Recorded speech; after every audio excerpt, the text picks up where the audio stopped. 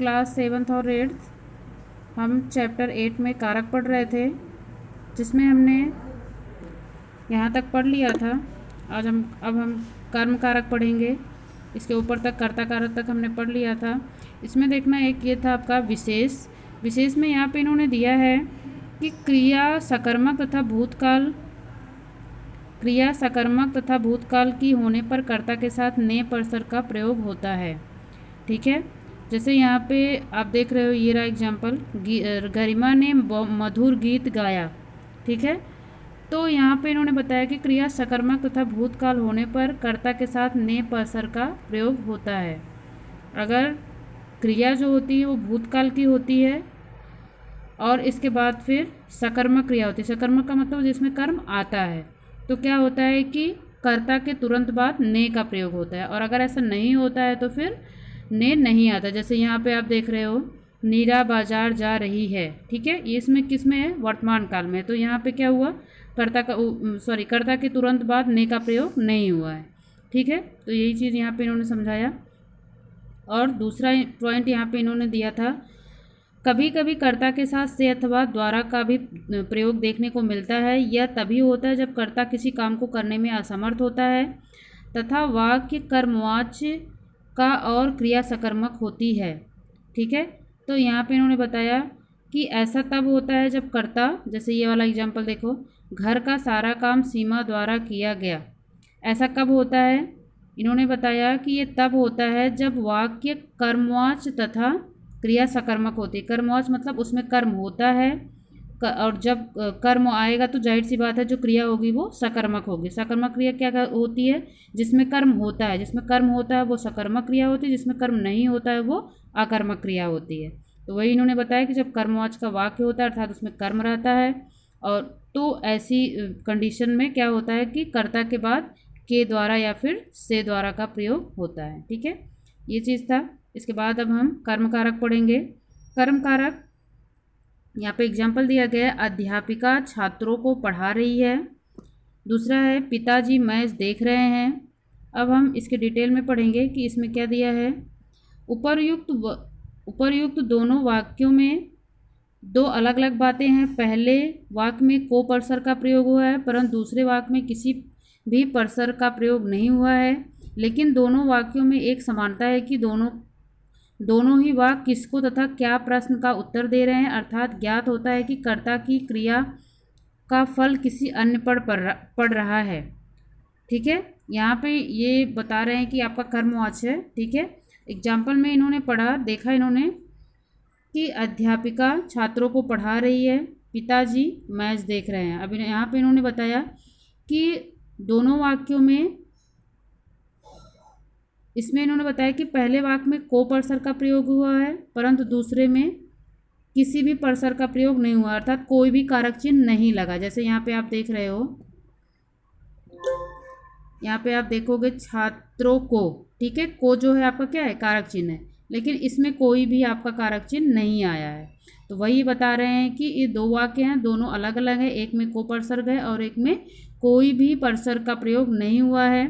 लेकिन यहाँ पे इन्होंने एक चीज़ और बताई कि दोनों में एक समानता है कि किसको तथा क्या प्रश्न का उत्तर दे रहे हैं। अर्थात हम यहाँ पे अगर क्रिया में अगर हम क्या और किसको करके क्वेश्चन का आंसर पूछेंगे तो इसमें आंसर निकल के आ रहा है। जैसे यहाँ पे क्या है? अध्यापिका छात्रों को पढ़ा रही है, हम क्वेश्चन करेंगे अध्यापिका किसको पढ़ा रही है। ठीक है, और यहाँ पे जैसे पिताजी मैच देख रहे हैं, हम क्वेश्चन करेंगे पिताजी क्या देख रहे हैं। तो क्या है? आंसर में हमें कुछ निकल के आ रहा है। तो यही चीज़ें समझा रहे हैं। आगे इन्होंने बताया कि इन वाक्यों में छात्रों कर्म है तथा पढ़ा रही है क्रिया है। ठीक है, जैसे यहाँ पे इन्होंने बताया कि अध्यापिका किसको पढ़ा रही है? छात्रों को। ठीक है, आंसर निकल के आ रहा है। इसके बाद फिर नेक्स्ट पेज पे फिर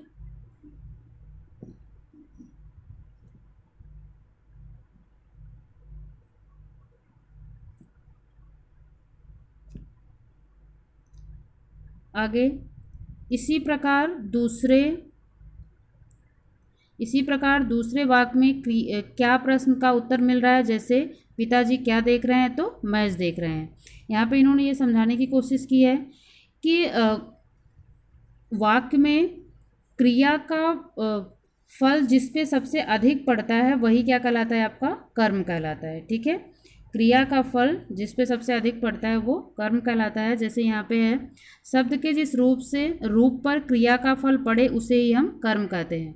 अर्थात आपका कोई वाक्य होता है, उसमें जो क्रिया होती है उसका फल, अर्थात वो उसका जो प्रभाव है वो सबसे ज़्यादा किस पे पड़ रहा होता है, वही हमारा कर्म कहलाता है। ठीक है, जैसे अभी आप वाक्य देख रहे थे, तो यहाँ पे क्या था आपके वाक्य में, पिताजी पिताजी क्या देख रहे हैं।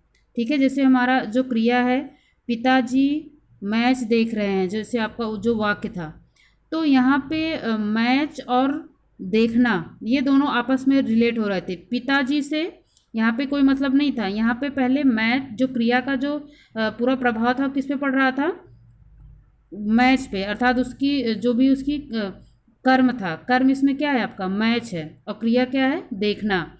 तो इसमें जो क्रिया है, जो देखने का जो प्रभाव है वो किस पे पड़ रहा था, मैच पे, बल्कि पिताजी से यहाँ पे कोई मतलब नहीं था। तो यही चीज़ें समझाने की कोशिश कर रहे हैं कि वाक्य में क्रिया का प्रभाव सबसे ज़्यादा जिस पे पड़ता है वही हमारा क्या कहलाता है, कर्म कहलाता है।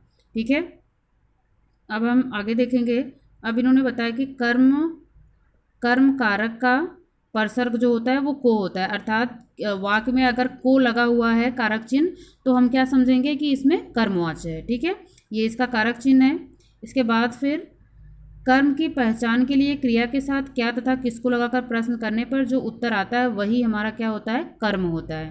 ठीक है, वाक्य हमारा था पिताजी क्या देख रहे हैं, हम आंसर में हमें क्या मिल रहा है, मैच, तो इसमें मैच क्या है, कर्म है।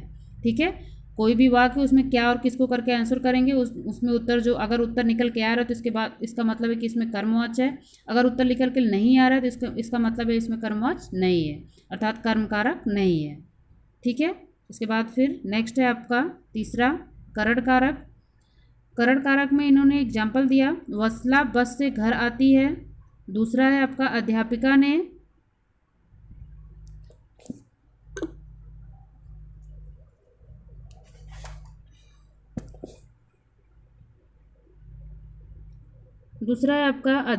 ने कलम के द्वारा हस्ताक्षर किए।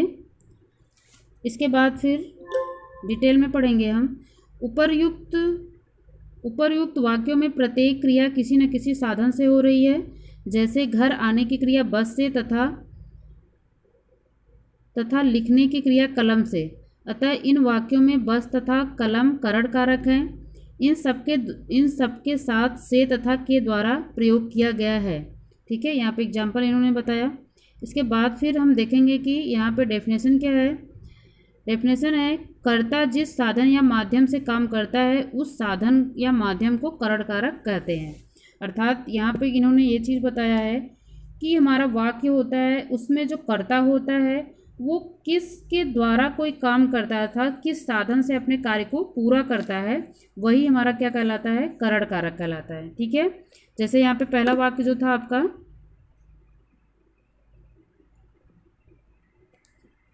पहला वाक्य जो था उसमें क्या था आपका कि वत्सला बस से घर आती है।